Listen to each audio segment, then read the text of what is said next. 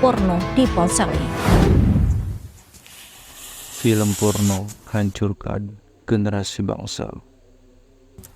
Mungkin teman-teman sudah tahu bahwa pornografi dan seks bebas sangatlah berbahaya. Namun, mirisnya, lebih dari 60% anak mengakses pornografi melalui media online. Oleh karena itu, marilah jaga generasi muda kita dari bahaya pornografi.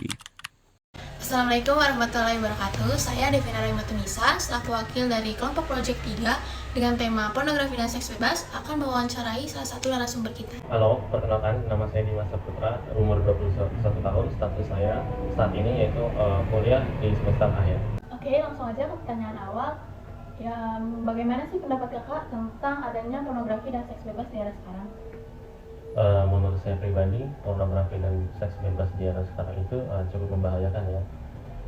Dimana sekarang teknologi berkembang pesat, jadi orang bisa saja mengakses hal-hal yang memang tidak senonoh, yang tidak sepatutnya ditonton gitu kan. Tidak seharusnya pornografi dan seks bebas itu bisa dipelajari atau dipelajari oleh luas oleh para pelajar karena memang belum saatnya. Untuk pertanyaan nomor 2, yaitu tentang adanya pornografi dan seks bebas, apakah ada pengaruh yang ditimbulkan dari tersebut? Ya, dari pengaruh pornografi dan seks bebas di luar pernikahan itu memang sebenarnya dapat mempengaruhi secara signifikan kepada korbannya, entah itu perempuan atau laki-laki. Karena ketika hal tersebut terjadi, itu bisa mengakibatkan suatu dampak sosial yang buruk. Jadi tidak hanya malu ke diri sendiri, tapi yang dirasakan itu malu dengan keluarga kedua belah pihak. Jadi sebisa mungkin kita harus menghindari hal-hal tersebut, apalagi belum saatnya dan memang di luar pernikahan itu secara agama memang haram, seperti itu. Untuk pertanyaan ketiga, yaitu menurut kakak nih, ada nggak sih cara agar terhindar dari perilaku tersebut? Sebenarnya banyak cara ya agar terhindar dari perilaku tersebut. Yang pertama itu yang sudah sebelumnya saya jelaskan. Yang pertama, kita harus mencari kegiatan-kegiatan sosial, kegiatan-kegiatan yang membuat kita tuh aktif di luar, dan sebisa mungkin jangan sering di rumah, karena seperti kita ketahui kalau misalnya kita kebanyakan di rumah, otomatis kan kita pegang gadget gitu. Banyak hal-hal yang memang bisa saja mengundang kita untuk hal-hal seperti itu. Yang kedua, agar terhindar dari perilaku tersebut, yaitu dengan cara mendekatkan diri kepada Allah. Sebenarnya banyak cara untuk bisa mendekatkan diri kepada Allah dengan sholat 5 waktu, mengaji rutin, dan doa setiap hari. Selain itu, banyak selain beribadah, kita juga bisa seperti membaca buku. Intinya harus banyak kegiatan-kegiatan sosial di luar rumah, kayak seperti mengikuti organisasi di sekolah, organisasi di lingkungan rumah, dan lain-lain. Nah, buat yang terakhir ini, ada gak sih pesan buat kakak ini ke masyarakat luas ya, khususnya anak muda sekarang, agar tidak terjerumus ke hal-hal seperti itu? Pesan saya yaitu agar terhindar dari perilaku tersebut, yang pertama, kalian harus bisa mengontrol diri, itu yang pertama. Karena dengan kita mengontrol diri, otomatis hal-hal seperti itu tidak akan terjadi. Yang kedua, kalian harus aktif, seperti yang saya sebutkan sebelumnya, aktif di luar rumah. Karena dengan kita aktif di luar rumah, maka pikiran-pikiran kotor seperti itu tidak akan terlintas di pikiran kita. Yang ketiga yaitu mendekatkan diri kepada Allah. Dengan kita mendekatkan diri kepada Allah, insya Allah Allah akan selalu mengingatkan kita, membimbing dan menuntun kita, seperti itu. Dan yang keempat, faktor lingkungan teman, lingkungan rumah, lingkungan sekolah itu berdampak besar. Jadi menurut saya, carilah teman-teman yang memang positif dan selalu mengajak kebaikan, dan jauhkan orang-orang yang memang buruk dan yang selalu mengajak keburukan. Oke, sekian wawancara hari ini. Semoga jawaban dari setiap pertanyaan-pertanyaan ini dapat bermanfaat bagi kalian. Wassalamualaikum warahmatullahi wabarakatuh. Assalamualaikum warahmatullahi wabarakatuh. Saya Arif Pratama dan saya di sini bersama narasumber, yaitu orang tua dari salah satu wali murid. Jadi di sini kami ada beberapa pertanyaan mengenai judul kita, yaitu generasi muda dengan perspektif sosial dalam mencegah pornografi. Jadi yang pertama itu ada bagaimana pendapat Anda dengan adanya pornografi dan seks bebas di era sekarang? Pornografi dan seks bebas itu terlalu frontal ya, tapi yang pasti memang merujuk seks bebas artinya. Pornografi itu sendiri sebetulnya bibit dari seks bebas yang memang pada dasarnya kalau tidak bisa dikontrol dan ditata dengan benar oleh negara atau pemimpin kita, itu jadi kerusakan untuk generasi penerusnya. Jangan generasi penerus, generasi yang sama pun, yang seusia bapak pun bisa juga ada bagian yang memang kerusakan. Karena kebebasan pornografi itu yang akan menjadi serampangan, ya bebas ya, ini bicaranya bebas bukan berarti terbuka, tapi serampangan itu bisa menyebabkan masyarakat itu jadi serba tidak memiliki adab.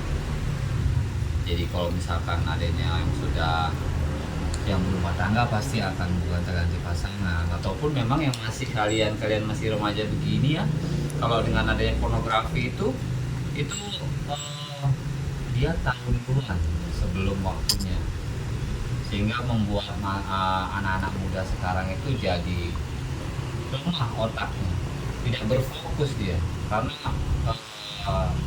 seks itu merusak bagian dari beberapa pikiran mereka.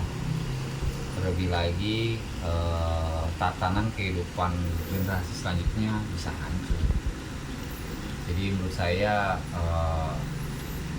seks bebas itu atau pornografi itu harus diatur ulang dengan benar lagi. Tidak bisa disamakan kita dengan negara di luar Indonesia ya, apalagi kita yang budaya timur, selalu menjaga tata kesopanan dan adab kayak gitu. Terus yang kedua, ada apa pengaruh yang ditimbulkan ke anak-anak di zaman sekarang? Ya pasti kalau anak sekarang itu sangat miris ya, kalau dia sampai tahu mengenai seks itu yang memang tidak ada bimbingan dari orang tuanya. Biasanya hal yang pertama itu efeknya penyakit psikologi udah pasti ya kan. Psikologi itu ada banyak juga, yang pasti yang sekarang ini bisa bergonta-ganti pasangan seenaknya, sehingga tidak ada yang namanya kesetiaan ataupun yang namanya itu jana atau apa itu udah nggak bisa ada keharmonisan rumah tangga, atau maksudnya hubungan ya, sebuah relationship ya. Jadi apa namanya, kalau anak muda sekarang sampai merujuk sampai bisa dibebaskannya hubungan mereka itu sangat disayangkan. Tadi lebih ke apa tadi pertanyaannya yang kedua? Pengaruh yang ditimbulkan kepada anak. Oh iya, pengaruhnya itu ya anak remaja itu pasti di fisik dan pikiran mentalnya jauh lebih lemah, dan di fisiknya itu dia akan mudah tertular penyakit. Yang salah, penyakit itu belum ada obat sampai sekarang. Yang dikhawatirkan itu ya kalau dia udah kena penyakit berarti sudah separuh masa depannya sudah gugur. Belum lagi memang kita tekanan dari beberapa yang memang menurut secara syariat Islam ya, mungkin agama yang lain juga sama, bahwa LGBT atau orang-orang yang penyelewengan berpemikiran salah seperti itu, yang menyukai sesama seperti itu, naudzubillah, itu memang sebenarnya ada program mereka untuk masuk ke budaya kita, khususnya kita yang memang notabene anak-anak mudanya yang sudah lemah masalah belajar agama, tahu mengenai syariatnya, tahu mengenai aturan agamanya, yang mana kamu tahu kan, agama itu kan agos dan nomos ya, artinya adanya aturan ya dan norma. Jadi kalau sudah manusia tidak bisa diatur sesuai dengan agamanya yang dia peduli, yang dia peluk, yang dia ikuti, yang dia anut, itu biasanya dengan masuknya pornografi ini hancur pasti masa depan, dan bangsa ini juga bisa hancur. Tidak bisa adanya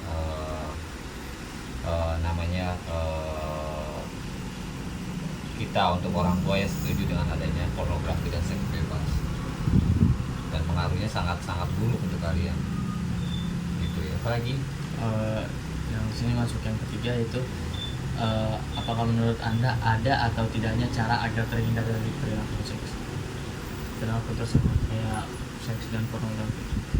ya kalau perilaku sorry diulang. Apakah ada atau atau tidaknya cara agar terhindar dari perilaku seks dan pornografi?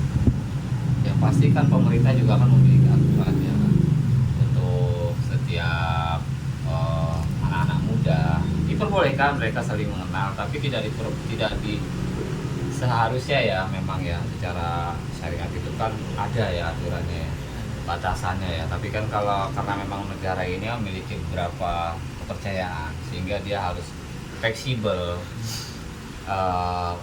Untuk kita orang tua sih berpikir dibatasi lah ya, memang sifatnya akan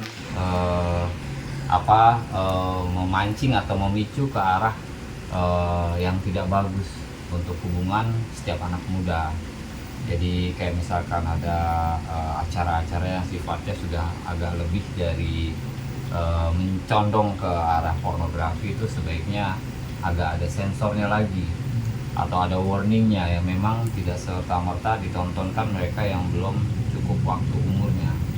Kalaupun memang itu ada dibilang edukasi, ya silakan sesuai dengan tempatnya dan tidak bisa secara merata anak-anak itu akan mengerti apa itu namanya pornografi dan seks bebas, karena itu sangat luas dan sangat mengkhawatirkan negara manapun kalau tidak siap masyarakatnya dengan serangan yang seperti ini, itu akan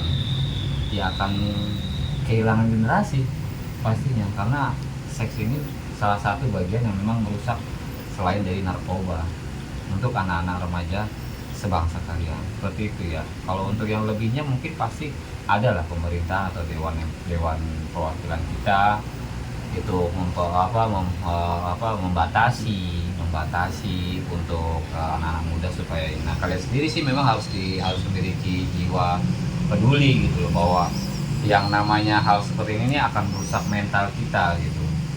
Nah itu kan juga kan memang perlu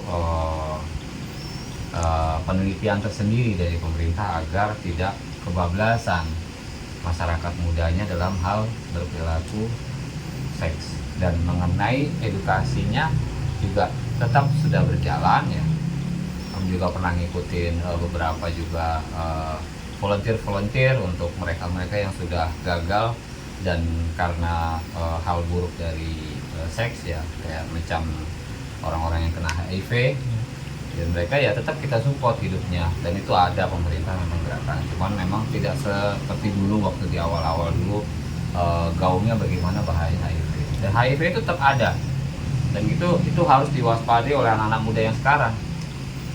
Nah itu adalah regulasi dari dinas sosial atau dinas-dinas tertentu yang memang menangani hal tersebut. Ya semoga nanti kedepannya pemerintah juga bisa fokus supaya anak-anak muda yang sekarang ini bukan cuma belajar seks bebas, tapi juga belajar mengenai cara menanggulangi atau merasa ikut empati lah dengan orang-orang yang sudah merasa dirinya sudah gagal dalam hal atau mengalami akibatnya, sehingga dia bisa tahu gitu, oh iya, jadi kita tidak bisa serampangan seperti ini. Kenapa negara memberikan jaminan untuk mereka yang memang ya, menikah aja, atau agama ya menikahlah lebih baik daripada berpacaran. Sebaiknya memang menghindari pacaran, terlebih yang memang dibilang sekarang om yang juga agak miris ya adanya ya mohon maaf ya, laki-laki yang berperilaku seperti perempuan atau perempuan yang berperilaku seperti laki-laki yang overact ya, itu bisa membahayakan teman-teman yang lain.